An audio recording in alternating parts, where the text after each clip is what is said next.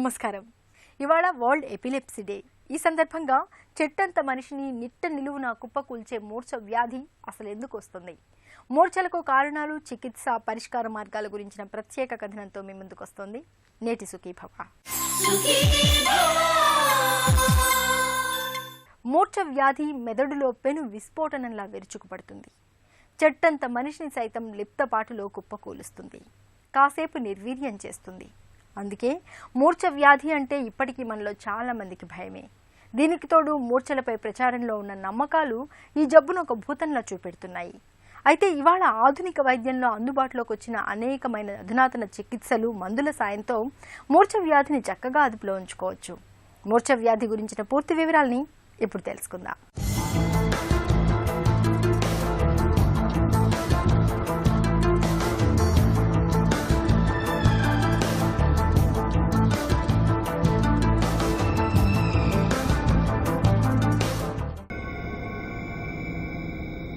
మూర్ఛ మెదడులో పోటెత్తే విస్ఫోటం,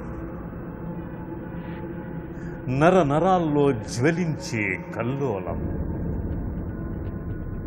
శరీరంలో పెల్లుబికే భూకంపం, మొత్తంగా మనిషిని కుప్పకూల్చే ఉత్పాతం.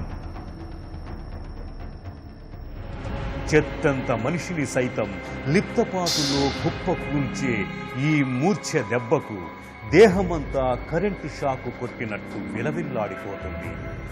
అసలేమిటి మూర్ఛ? ఎందుకు వస్తుంది? ఎలా వస్తుంది? ఫిట్స్లో చాలా రకాల ఫిట్స్ ఉంటాయి. కొన్ని రకాల ఫిట్స్కి లైఫ్ లాంగ్ ట్రీట్మెంట్ తీసుకోవాల్సి ఉంటుంది. కొన్ని రకాల ఫిట్స్కి ట్రీట్మెంట్ వాడాల్సిన అవసరం లేదు. సో దానికోసం ఏం చేయాలి అంటే అసలు fits A type of fit అనేది ఫస్ట్ రికగ్నైజ్ చేయాలి. సో న్యూరాలజిస్ట్ ఫస్ట్ ఏం చేస్తారంటే మీరు వెళ్ళినప్పుడు, డాక్టర్ దగ్గరికి వెళ్ళినప్పుడు ఎంఆర్ఐ కానీ, ఈఈజీ కానీ అండ్ వాళ్ళ చెప్పే హిస్టరీని బట్టి ఫిట్స్ ఎలా వస్తున్నాయి అనే దాన్ని బట్టి కారణం ఏ టైప్ ఆఫ్ ఫిట్ అనేది తెలుసుకోవడం జరుగుతుంది. సో ఎందుకు తెలుసుకోవాలి అంటే ఒక్కొక్క టైప్ ఆఫ్ ఫిట్కి ఒక్కొక్క ట్రీట్మెంట్ ఉంటుంది. ఒక్కొక్క టైప్ ఆఫ్ ఫిట్ కొన్ని సంవత్సరాలు రావచ్చు, కొన్ని ఫిట్స్ 4 సంవత్సరాలు తగ్గిపోవచ్చు, కొన్ని ఫిట్స్ 40 సంవత్సరాల వరకు వాడాల్సి రావచ్చు. మనకు ప్రత్యక్షంగా కనిపించకపోయినప్పటికీ శరీరంలో జీవక్రియలన్నీ విద్యుత్ సంకేతాల రూపంలోనే జరుగుతుంటాయి. మెదడులో ఉండే మొత్తం 100 కోట్ల న్యూరాన్లు ఈ విద్యుత్ సంకేతాలకు వారధిగా పనిచేస్తుంటాయి. 100 కోట్ల న్యూరాన్లు ఈ సంఖ్యను బట్టే అర్థం చేసుకోవచ్చు. ఈ న్యూరాన్లతో ఇంకెన్ని కోటాను కోట్ల కనెక్షన్లు ఏర్పడతాయో. ఇంతటి సంక్లిష్ట ప్రక్రియకు కేంద్రమైన మెదడులో ఏ కారణం చేతైనా షార్ట్ సర్క్యూట్ సంభవిస్తే అది మూర్ఛ రూపేణ మనిషిని కకావికలం చేస్తుంది. ఫిట్స్ వచ్చినప్పుడు వెంటనే తీసుకోవాల్సిన జాగ్రత్తలు ఏంటంటే, పేషెంట్కి ఫిట్స్ వస్తున్నప్పుడు మనం ఏదైనా ప్రమాదకరమైన స్థలంలో ఉంటే వెంటనే అక్కడి నుంచి తీసుకొచ్చి పక్కన కూర్చోబెట్టాలండి. ఆ ఫిట్స్ వస్తున్నప్పుడు వెంటనే సైడ్ పొజిషన్లో పడుకోబెట్టాలి. ఎందుకంటే జీర్ణాశయంలో ఉన్న ఫుడ్ మెటీరియల్ మొత్తం రెస్పిరేటరీ ట్రాక్ట్ అంటే మనం శ్వాస తీసుకునే రంధ్రంలోకి వెళ్ళే అవకాశం ఉంది. సో అలా జరగకుండా సైడ్ పొజిషన్లో పడుకోబెట్టాలి. నోట్లో ఏమీ కుక్కకూడదండి. నెక్స్ట్ ఏం చేయాలి అంటే పేషెంట్ని క్లోజ్గా అబ్జర్వ్ చేయాలి. ఎందుకంటే ఒక్కొక్కసారి నేలకు కొరుక్కొని బ్లడ్ అదంతా పోయే అవకాశం ఉంది. సో అందుకని సైడ్ పొజిషన్లో పడుకోబెట్టిన తర్వాత పేషెంట్ని క్లోజ్గా మానిటర్ చేయాలి. 5 మినిట్స్ కంటే ఎక్కువ ఫిట్స్ కనుక రావడం జరిగితే వెంటనే మనం అంబులెన్స్కి ఫోన్ చేయాలండి. అంబులెన్స్కి ఫోన్ చేసి వెంటనే డాక్టర్ని సంప్రదించడం మంచిది. ఎందుకంటే స్టేటస్ ఎపిలెప్టికస్ అనే ఒక కండిషన్ ఉందండి. పేషెంట్ ఆ కండిషన్లోకి వెళ్ళే అవకాశం ఉంది. అంటే కంటిన్యూస్గా ఫిట్స్ వస్తూనే ఉంటాయి పేషెంట్కి. స్లోగా పేషెంట్ ప్రాణం పోయే అవకాశం కూడా ఉంటుంది. అలా జరగకుండా వెంటనే న్యూరాలజిస్ట్ని సంప్రదించాలి. మూర్ఛ వ్యాధితో బాధపడుతున్నప్పుడు గర్భం ధరించకూడదని, ఒకవేళ గర్భం ధరించినా మూర్ఛకు వాడే మందుల్ని పూర్తిగా ఆపేయాలనే నమ్మకాలు మనలో చాలా మందిలో ఉన్నాయి. మరి ఈ నమ్మకాల్లో నిజమెంత? మూర్ఛ వ్యాధి ఉంటే నిజంగానే గర్భం ధరించకూడదా? మూర్ఛల గురించిన మరిన్ని వివరాలను ఇప్పుడు తెలుసుకుందాం.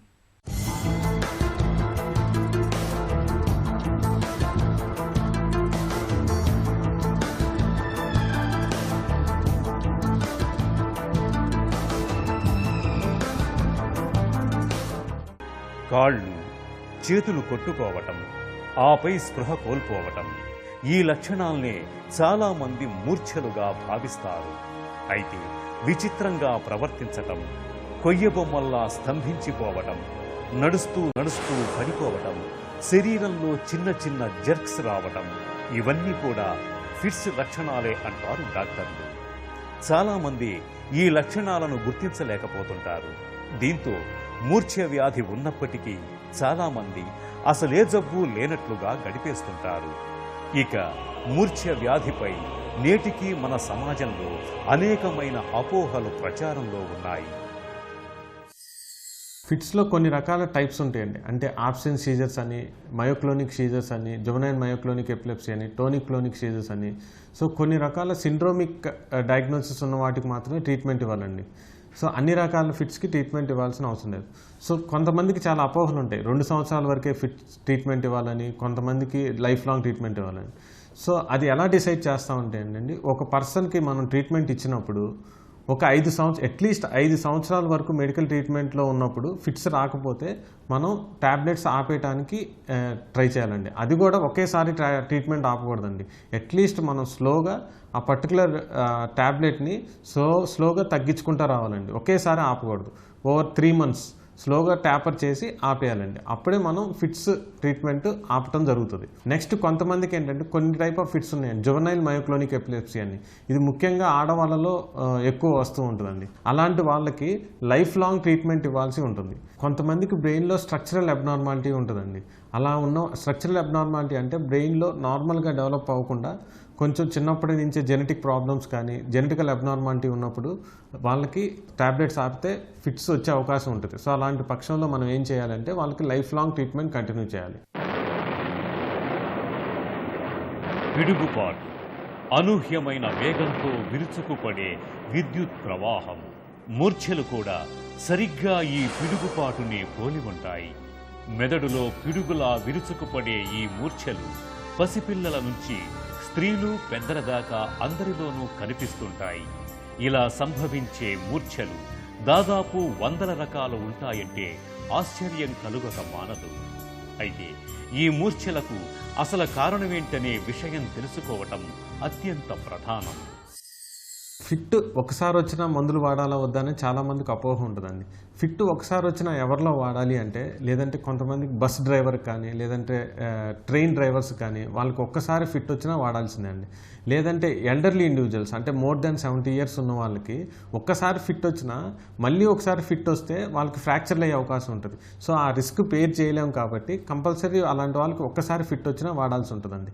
ఇవన్నీ కాకుండా ఒక్కసారి ఫిట్ వచ్చినా ఎవరిలో మందులు వాడాలి అంటే, బ్రెయిన్లో ఏదైనా స్ట్రక్చరల్ అబ్నార్మాలిటీ అంటే ట్యూమర్ కానీ బ్రెయిన్ ఇన్ఫెక్షన్ కానీ లేదంటే ఏదైనా స్ట్రక్చరల్ అబ్నార్మాలిటీ కానీ బ్రెయిన్లో ఉన్నప్పుడు ఒక్కసారి ఫిట్ వచ్చినా వాడాలండి. లేదు అంటే ఫిట్ వచ్చినప్పుడు పేషెంట్కి పెరాలసిస్ వచ్చినా లేదంటే మెంటల్ రిటార్డేషన్ ఉన్నా ఇవన్నీ ఉన్నా కానీ ఒక్కసారి ఫిట్ వచ్చినా మందులు వాడటం అనేది జరుగుతుందండి. ప్రెగ్నెన్సీ వచ్చినప్పుడు కంపల్సరీగా చాలామందికి అపోహలు ఉంటాయండి, ట్యాబ్లెట్ మానేసి వస్తారు. కానీ కంపల్సరీగా ట్రీట్మెంట్ తీసుకోవాలి. ఎందుకంటే ప్రెగ్నెన్సీ అప్పుడు కనుక ఫిట్స్ రావడం జరిగితే పుట్టే బిడ్డకి చాలా ప్రమాదం జరుగుతుంది, మదర్కి కూడా చాలా ప్రమాదం ఉంటుంది. సో కంపల్సరీగా ఫిట్స్ ట్యాబ్లెట్లు వాడాలి. ఆ ఫిట్స్ ట్యాబ్లెట్ వాడే ముందు కూడా డాక్టర్ గారి సలహా కంపల్సరీగా తీసుకోవాలి. రెగ్యులర్గా న్యూరాలజిస్ట్ చెకప్ చేయించుకుంటూ ఉండాలి. ఎందుకంటే కొన్ని ట్యాబ్లెట్లకి బిడ్డకి చాలా ప్రమాదం ఉండే అవకాశం ఉంది. సో బిడ్డకి ప్రమాదం లేకుండా ఉండాలి అంటే కొన్ని ట్యాబ్లెట్లు మార్చాల్సి ఉంటుంది ప్రెగ్నెన్సీ అప్పుడు. సో ప్రెగ్నెన్సీ గర్భం ధరించే ముందే డాక్టర్ గారిని సంప్రదిస్తే ట్యాబ్లెట్లు మార్చి త్రూఅవుట్ ప్రెగ్నెన్సీ అయ్యే ట్యాబ్లెట్లు కంటిన్యూ చేసేలాగా చూస్తారు.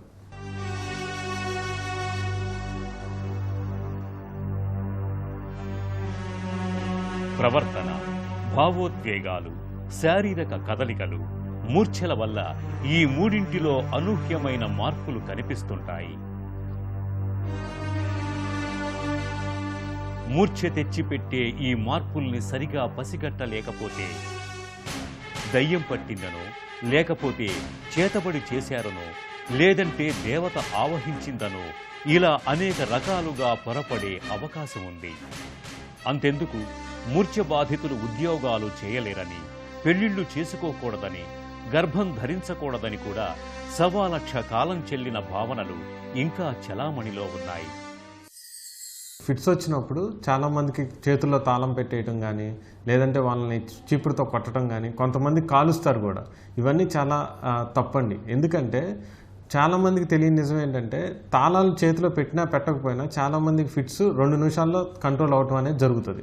సో అందుకని తాళం పెట్టకూడదండి. అన్ని రకాల ఫిట్స్కి ట్రీట్మెంట్ అవసరం లేదండి. కొన్ని రకాల ఫిట్స్కి మాత్రమే treatment. For example febrile seizures అంటాం. చిన్నపిల్లల్లో 5 నెలల పిల్లవాడి నుంచి 5 సంవత్సరాల పిల్లవాడి వరకు వచ్చే ఫిట్స్ ఉంటాయండి. కొన్ని ఫెబ్రైల్ సీజర్స్ అంటాం. అంటే జ్వరం వచ్చినప్పుడు వచ్చే ఫిట్స్ని. ఈ ఫెబ్రైల్ సీజర్స్, టిపికల్ ఫెబ్రైల్ సీజర్స్కి మనం ట్రీట్మెంట్ ఇవ్వాల్సిన అవసరం లేదండి. ఎందుకంటే ఆ ఫెబ్రైల్ సీజర్స్ దాని అంతకు అవే తగ్గిపోతే చాలా తక్కువ మందికే ఇవ్వాల్సి ఉంటుంది ట్రీట్మెంట్. నెక్స్ట్ కొంతమందికి పెద్దవాళ్ళలో ఆల్కహాల్ తీసుకుంటే ఫిట్స్ వస్తాయండి. అలాంటి వాళ్ళకి కూడా మనం ట్రీట్మెంట్ ఇవ్వాల్సిన అవసరం లేదు. ఆల్కహాల్ సడన్గా ఆపేస్తే ఫిట్స్ వస్తాయి. అలాంటి వాళ్ళకి ట్రీట్మెంట్ ఇవ్వాల్సిన అవసరం లేదు. నెక్స్ట్ ఇంకోటి ఏంటంటే కొంతమందికి షుగర్ పడిపోవటం వల్ల వచ్చే ఫిట్స్ వస్తాయి. షుగర్ పడిపోవటం వల్ల వచ్చే ఫిట్స్ కారణం షుగర్ పడిపోవటం. సో షుగర్ని కరెక్ట్ చేస్తే సరిపోతుందండి. నార్మల్ లెవెల్స్కి తీసుకొస్తే చాలు. అలాంటి వాళ్ళకు కూడా ట్రీట్మెంట్ ఇవ్వాల్సిన అవసరం లేదు. కొంతమందికి ఎలక్ట్రోలైట్ డిస్టర్బెన్సెస్ వస్తాయండి. అంటే బాడీలో సోడియం పడిపోయినా, కాల్షియం మెగ్నీషియం పడిపోయినా ఫిట్స్ వచ్చే అవకాశం ఉంటుంది.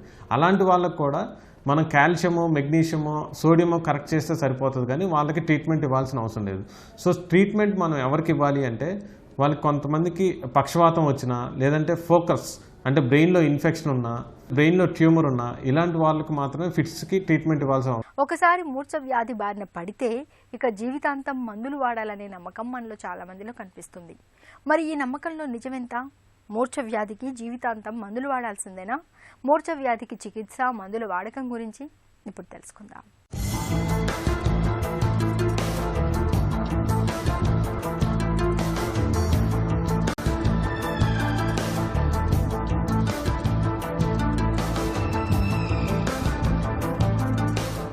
పదే పదే ఫిట్స్ రావటం, మూర్ఛకు వాడే మందులు తెచ్చిపెట్టే దుష్ప్రభావాలు, మూర్ఛ విషయంలో సమాజంలో పాతుకుపోయిన అపోహలు, ఇవన్నీ కలగలిసి సహజంగానే మూర్ఛ బాధితుల్లో డిప్రెషన్ను తెచ్చిపెడుతుంటాయి.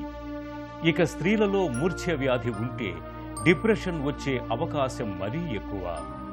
ఇలా డిప్రెషన్ బారిన పడితే వీరు అరుదుగా కొన్ని బలహీన క్షణాల్లో ఆత్మహత్యా ప్రయత్నానికి ఒడిగట్టే ప్రమాదాలు కూడా ఎక్కువే. 70 నుంచి 80% వరకు ఫిట్స్ మందులతోనే కంట్రోల్ అవుతాయండి. ఓన్లీ 20% మట్టికే ఫిట్స్ టాబ్లెట్స్తో కంట్రోల్ అవ్వదు. సో అలాంటి పేషెంట్స్ ఎవరై ఉంటారంటే కొంతమందికి ఒక టైప్ ఆఫ్ ఫిట్స్ లేకుండా చాలా మల్టిపుల్ టైప్స్ ఆఫ్ ఫిట్స్ ఉంటాయి. అలాంటి వాళ్ళకి కానీ, లేదంటే బ్రెయిన్లో ఏదైనా స్ట్రక్చరల్ అబ్నార్మాలిటీ ఉన్నప్పుడు కానీ, లేదంటే కంటిన్యూస్గా ఈజీ అబ్నార్మాలిటీ వస్తున్నప్పుడు కానీ, లేదంటే వాళ్ళకి పెరాలసిస్, సమ్ న్యూరలాజికల్ డెఫిసిట్ కానీ, మెంటల్ రిటార్డేషన్ ఉన్నప్పుడు కానీ, అంటే వాళ్ళకి మతి స్థిమితం ఉన్న వాళ్ళకి ఫిట్స్ టాబ్లెట్స్తో కంట్రోల్ అయ్యే అవకాశం తక్కువ ఉంటుందండి. అలాంటి వాళ్ళకి ఏం చేయాలి అంటే సర్జికల్ ఆప్షన్ పెట్టుకోవాలి. ఆ సర్జరీ చేసేటప్పుడు కూడా ఇప్పుడు కొత్తగా చాలా కొత్త టెక్నిక్స్ వచ్చాయండి. సర్జరీ చేసే ముందు వాళ్ళకి EEG, MRI, next functional imaging, PET scan, SPECT scan అని కొత్తగా వచ్చినాయండి. అంటే పాజిట్రాన్ ఎమిషన్ టోమోగ్రఫీ. అంటే ఫంక్షనల్ ఇమేజింగ్ అంటే ఎగ్జాక్ట్గా మనకి బ్రెయిన్లో ఫోకస్ ఎక్కడుంది, అంటే ఎక్కడి నుంచి ఎలక్ట్రికల్ యాక్టివిటీ జనరేట్ అవుతుంది, ఫిట్ అనేది ఎక్కడ జనరేట్ అవుతుందో కనుక్కొని సర్జరీ చేయటం అనేది జరుగుతుందండి. సో సర్జరీ చేసే ముందు ఈ పరీక్షలు చేశాక ఫోకస్ కనుక్కున్న తర్వాత పేషెంట్ని సర్జరీకి రిఫ్రాక్టరీ ఎపిలెప్సీ ఉన్న వాళ్ళని, అంటే దీన్ని ఫిట్స్ తగ్గకపోవటాన్ని లేదంటే ట్యాబ్లెట్స్కి రెస్పాండ్ అవ్వని వాళ్ళని రిఫ్రాక్టరీ ఎపిలెప్సీ అంటామండి.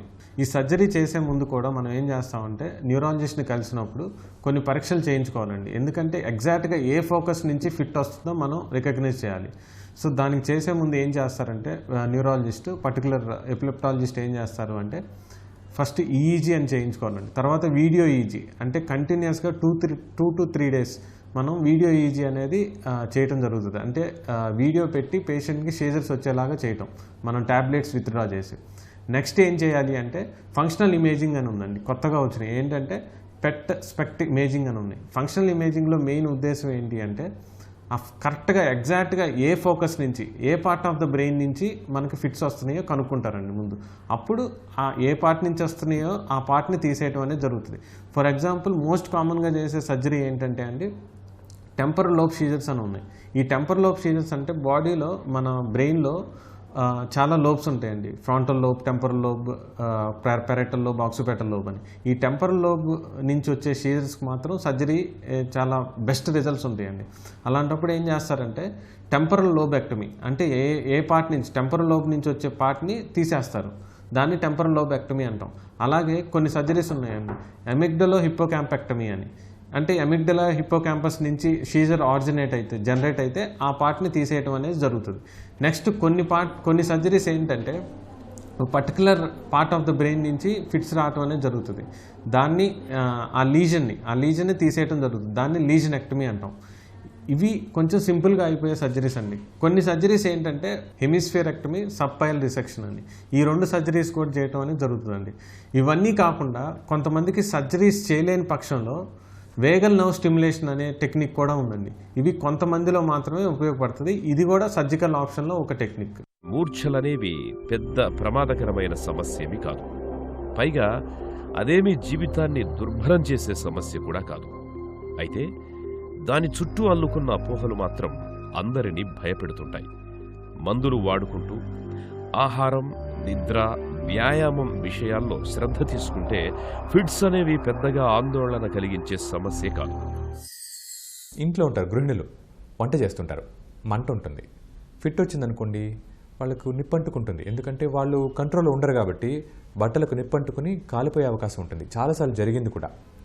ఆల్రెడీ తెలిస్తే మనకు ఫిట్స్ వచ్చే అవకాశం ఉందని మనం వంట చేసే ఏరియాలో సేఫ్టీ ప్రికాషన్స్ తీసుకోవాలి. లేకపోతే ఎవరినైనా తోడు పెట్టుకోవాలి. లేకపోతే స్టవ్ కాకుండా ఇప్పుడు హీటింగ్ చేసే కాబ్ ఉంటాయన్నమాట. ఆ హీటింగ్ మనకు మంట అంటుకోకుండా ఉండే పరికరాలని వాడడం నేర్చుకోవాలి. లేకపోతే దానికి దూరంగా ఉండాలి. లేకపోతే ఎవరినైనా తోడు పెట్టుకోవాలి. ఎందుకంటే ఒకసారి అంటుకున్న తర్వాత ఎంతవరకు కాలుతుంది, మనకి ఎంత ప్రాణాపాయ పరిస్థితి వస్తుందని చెప్పడం కష్టం. సో ఇది చాలా ముఖ్యంగా గమనించాలి. కొందరు డ్రైవింగ్ చేస్తుంటారు. డ్రైవింగ్ వీలైనంత వరకు కాదు, అస్సలు చేయకుండా ఉంటేనే మంచిది. ఫిట్స్ వచ్చే వాళ్ళకు డ్రైవింగ్ చేస్తుంటే యాక్సిడెంట్ అయ్యే ఛాన్స్ ఎక్కువ. ఎందుకంటే ఆ టైంలో స్పృహ తప్పితే మనకు కంట్రోల్ ఉండదు. మన మీద కంట్రోల్ ఉండదు, బండి మీద కంట్రోల్ ఉండదు, ఎవరిని కొడతామో మనకు తెలియదు. కాబట్టి డ్రైవింగ్ చేయకుండా ఉండడమే బెటర్. చాలామంది నాకు ఇప్పటివరకు ఫిట్స్ రాలేదు కదా, ఒక 6 నెలల నుంచి ఫిట్స్ రాలేదు, ఇప్పుడు చేస్తానంటారు. ఓకే, చేస్తారు. ఒకసారి చేయడం మొదలుపెట్టిన తర్వాత ఆపరు, చేస్తూనే ఉంటారు. సడన్గా ఏదో ఒక రోజు ట్యాబ్లెట్ మిస్ చేస్తారు. ఈ ఫిట్స్లో ఎలా ఉంటుందంటే రోజు వాడినా ఒక్కరోజు ట్యాబ్లెట్ మిస్ అయితే కూడా ఫిట్ వచ్చే ఛాన్స్ ఉంటుంది.